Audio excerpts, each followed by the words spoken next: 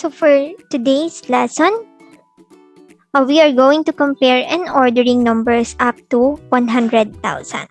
So let's proceed on how are we going to compare and arrange numbers. First, to compare the values of numbers with the same number of digits, look at the first digit of each number from the left. So ibig sabihin, we are going to look sa ating first digit number from the left is the highest place value if they are the same number. The next, or if they have the same place value na meron sila. Next is the digit with a smaller value implies a number with a smaller value. So note, if the first digit are the same, we are going to compare the second digit or the second place value after the one that you are comparing. So next is if the second digit are also the same, then compare the third digit and so on. So if ang second digit natin ay pareha, we are going to compare the third digit. At kung third digit natin same pa din, we are going to compare the fourth digit. So that is for comparing. So next is to arrange a number. So to arrange a number in increasing order or decreasing order, so ang ating increasing ay from smallest to highest and ang ating decreasing is from highest to lowest. Then, so again, to arrange numbers in increasing or decreasing order, compare the two numbers at a time. And then, we are going to start from left to right. So find out which is greater or lesser than. Put them in the correct order. So we can also arrange number using a number line. So meron tayong mga ways on how are we going to arrange numbers. So we will give that to you later. So first is, I have here an example for comparing a number. So how are we going to compare? So for example, number 1, we are going to compare 2,264 and 2,145 using the inequality symbol. So yung inequality symbol natin, ito yung greater than, less than, or equal. So to compare this, we are going to use the table. The table in the place value. So first is, let's identify the highest place value of the two.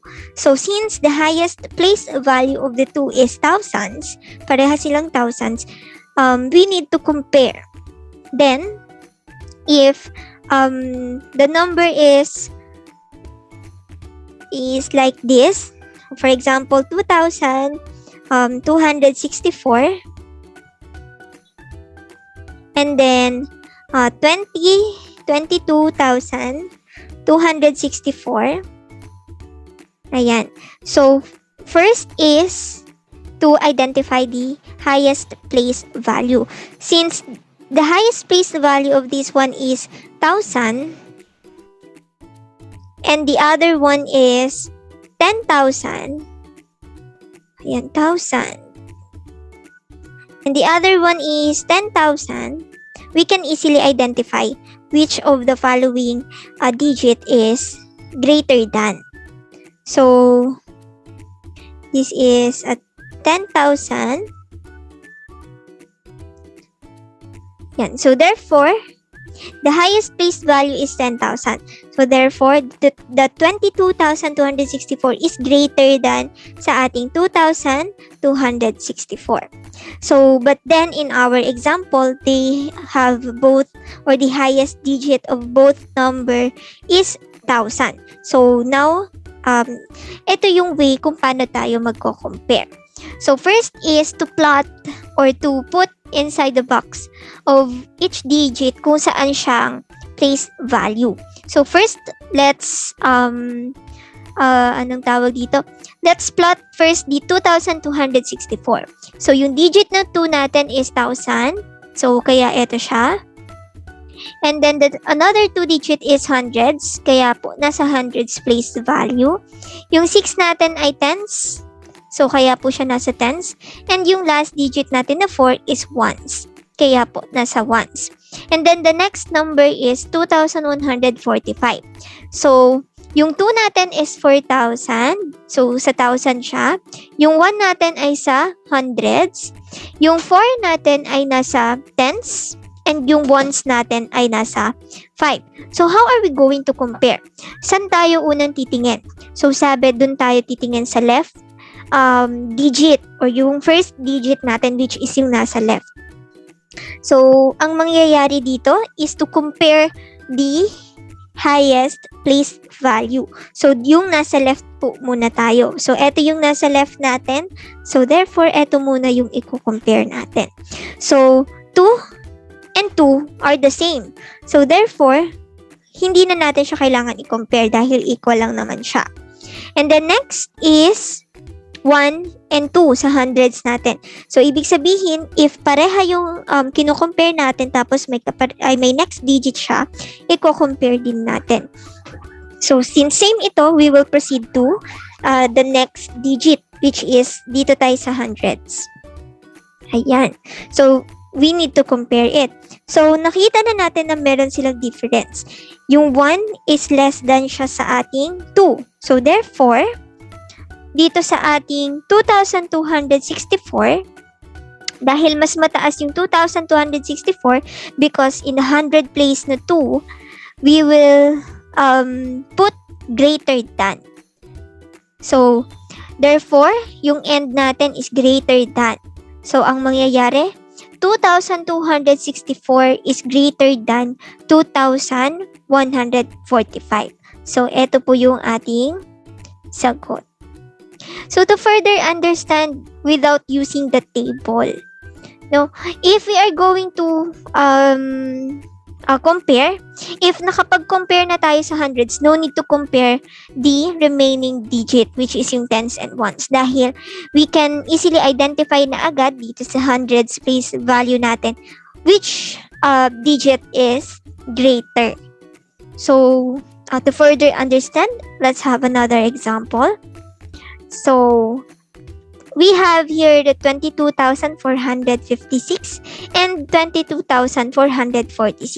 So, first is to identify or to compare the number, yung nasa left. So, both ay nag-start sa 10,000 place value. So, we can compare it easily. So, 2 and 2 na 10,000 place value are the same. Pag pareha, we will move to the next digit. So, yung next digit natin is 2 and then the other one is 2. So, same ulit siya. So, we cannot compare it kung sino ang mas mataas at sino ang mababa. So, after that, dahil pareha siya, we'll go to the next digit which is yung ating 4. So, yung third digit natin na hundreds, equal din siya. So, therefore, we cannot compare it agad-agad. So, after that, we will move to the other digit. So, dito is 5 and dito is 4. So, now we can compare na ba? Yes, dahil different number na siya, magkaibang number na siya. So, the other one is 5 and the other one is 4. So, kung titignan natin, which of the following digit is greater? So, eto po yung greater.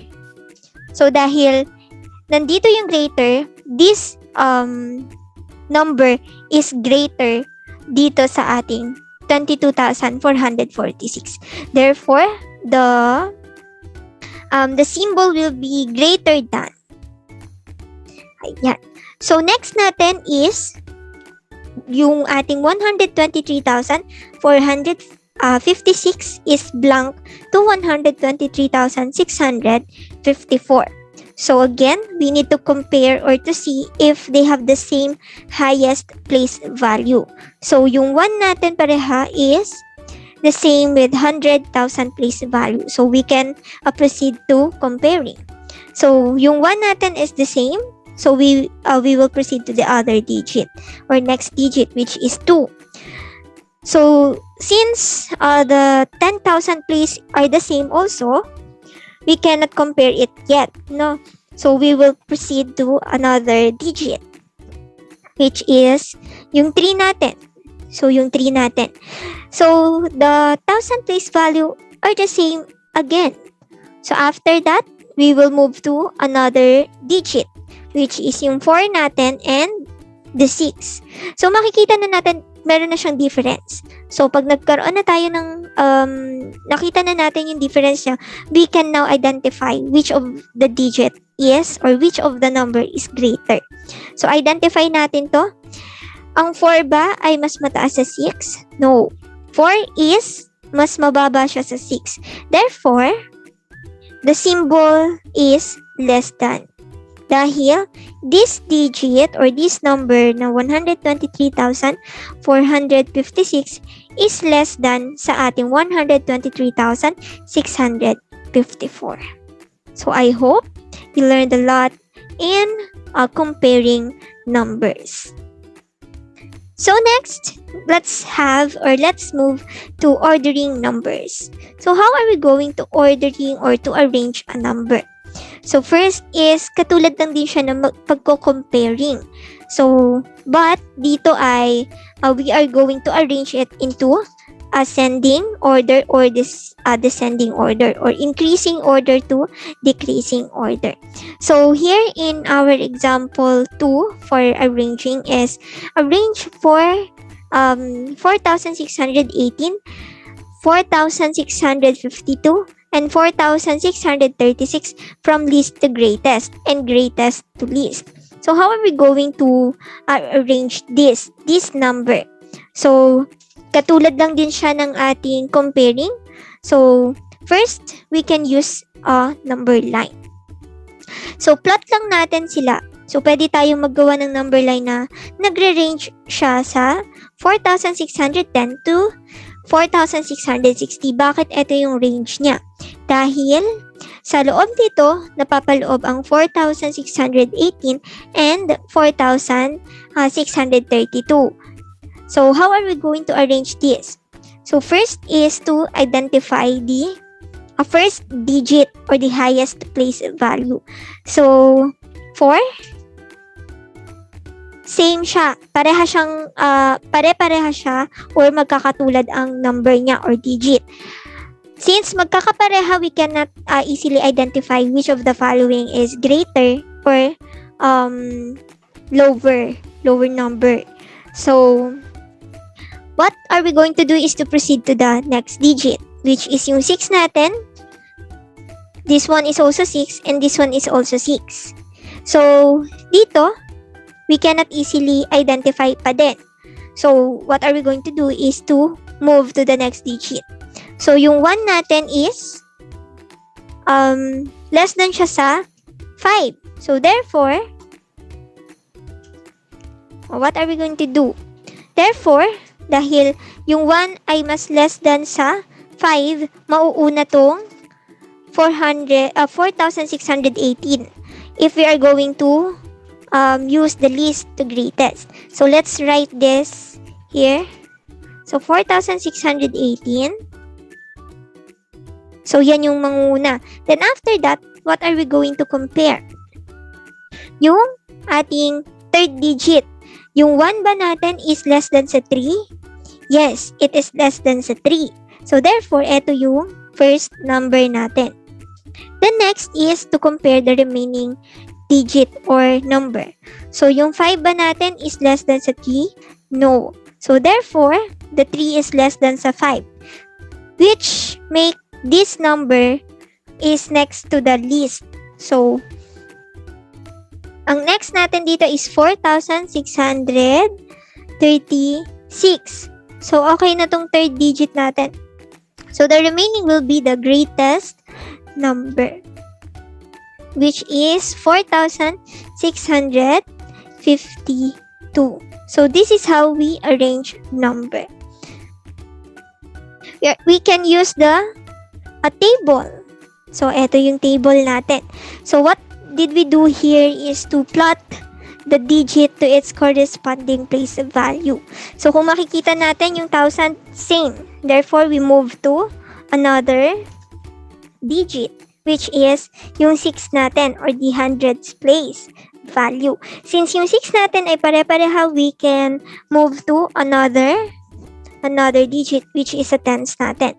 So, kung makikita natin, it's different na, no, magkakaiba na yung digit nila. So, dito pa lang makikita na natin yung kung sino yung mas pinaka mababang number, sumunod, tsaka pinakamataas na number. So, ang gagawin natin is, hahanapin ano yung pinakamababang number, smallest number. So, if you can see, the smallest number is 1.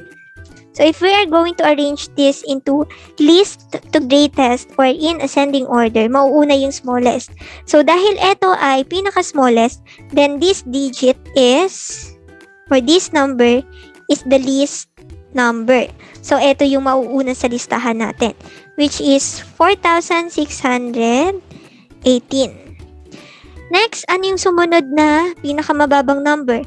Yung 3 ba or yung 5? Yes, of course it is 3. So, therefore, the number is, or the next number is 4,636.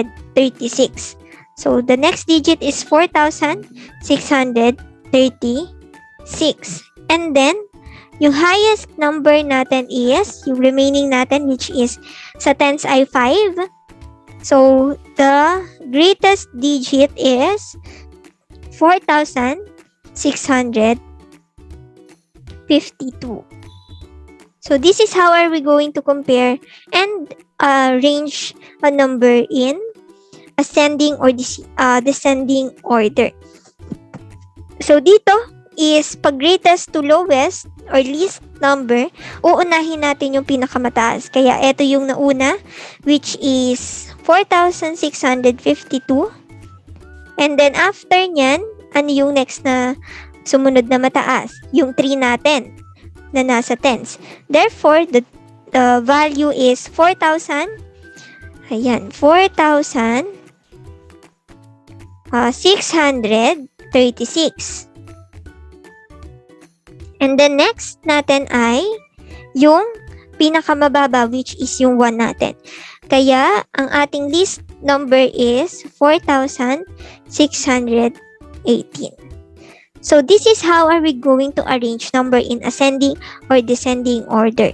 So, be careful sa pag-arrange ng number dahil sometimes we cannot see the differences pero meron pala silang pinagkaiba. And then, thank you for listening and I hope you learned a lot.